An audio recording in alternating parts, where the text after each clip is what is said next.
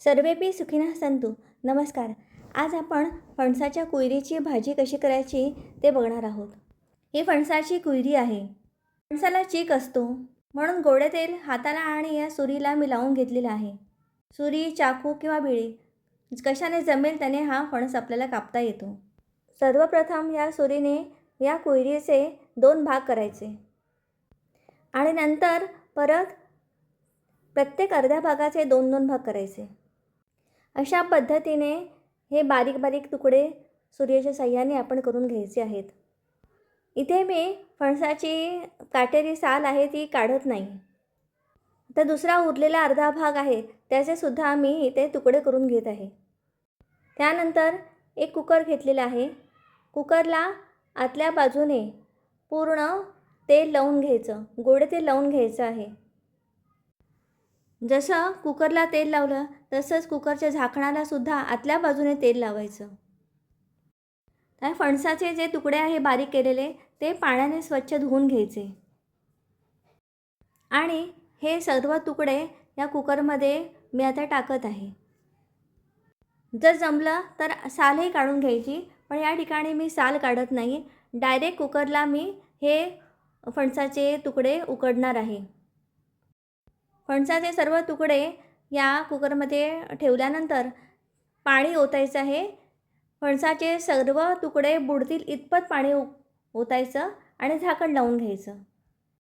अशा प्रकारे कुकर बंद केल्यानंतर हे सगळे फणसाचे तुकडे शिजवण्यासाठी ठेवायचे आणि कुकरच्या शिट्या 4 ते 5 झाल्या पाहिजेत. जास्त झाल्या तरी चालतील, पण आतले जे तुकडे आहेत ते व्यवस्थित शिजायला लागतात. त्याप्रमाणे कुकरच्या 4-5 शिट्या करून घ्यायच्या.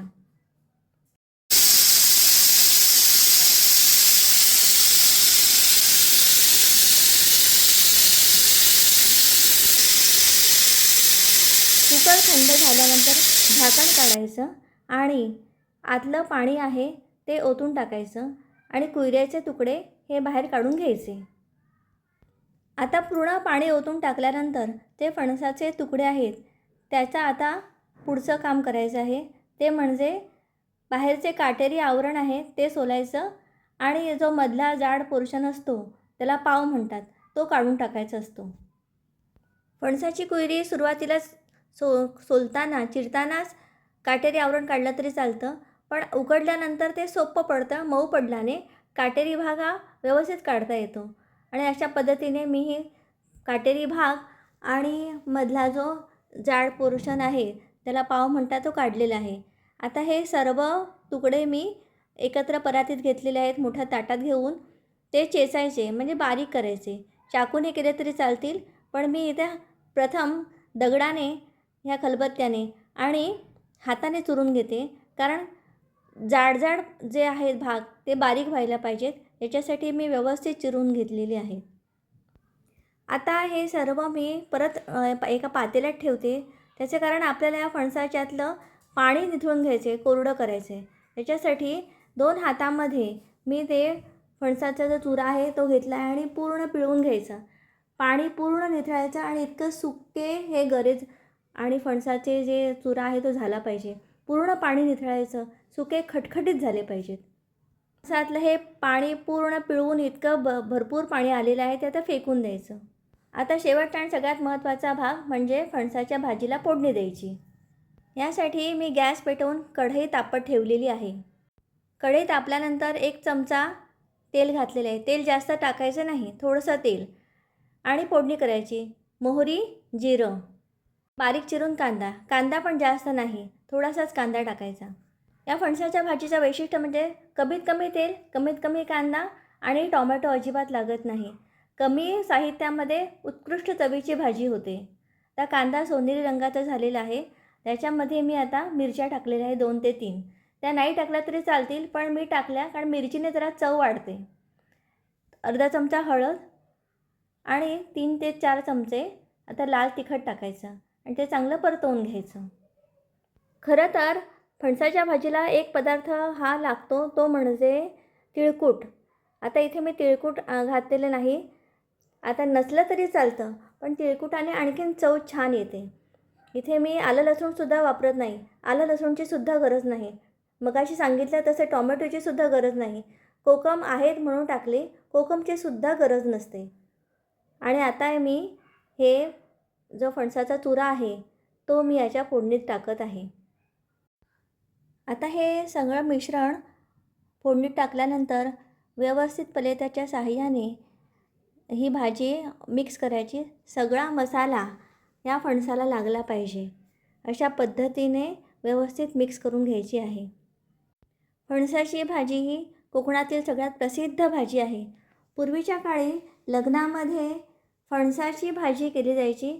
एकतर त्याचे कारण म्हणजे मुबलक प्रमाणात फणस असायचे आणि फणसाच्या भाजीला तेल, कांदा किंवा बाकीचे संस्कार जास्त लागत नाही.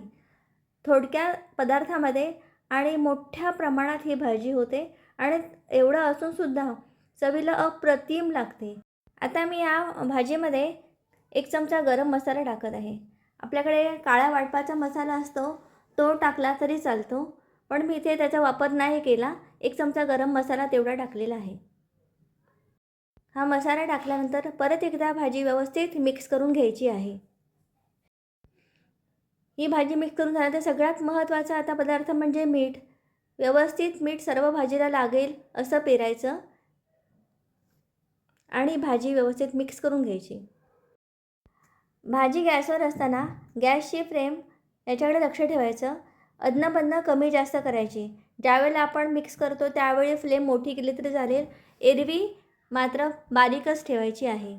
सर्व भाजी व्यवस्थित मिक्स झालेली आहे. आता आपण झाकण ठेवून जरा वाफ काढून घ्यायची.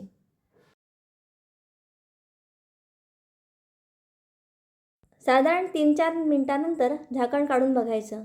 भाजी झालेली आहे. व्यवस्थित मिक्स करून घ्यायची. वाफही छान सुटलेली आहे. आता ह्या भाजीमध्ये शेवटचा पदार्थ म्हणजे कोथिंबीर. ही बारीक चिरून कोथिंबीर टाकायची आहे. मगाशी जसं म्हटलं फणसाच्या भाजीला तिळकूट लागतं. तिळकूट म्हणजे काळे तीळ. ते तव्यावर चांगले भाजायचे आणि ते मिक्सरवरनं बारीक करायचे आणि हे जे कूट आहे ते या फणसाच्या भाजीत टाकायचे. फणसाची भाजी यामुळे त्याची चव अजून वाढते.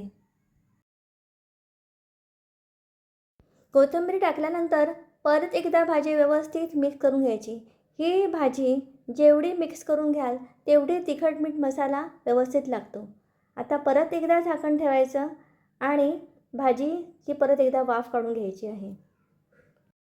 अशा पद्धतीने भाजी आता पूर्ण व्यवस्थित तयार झालेली आहे. अशा पद्धतीने कमीत कमी साहित्यातील उत्कृष्ट चवीची ही फणसाची भाजी तयार होते.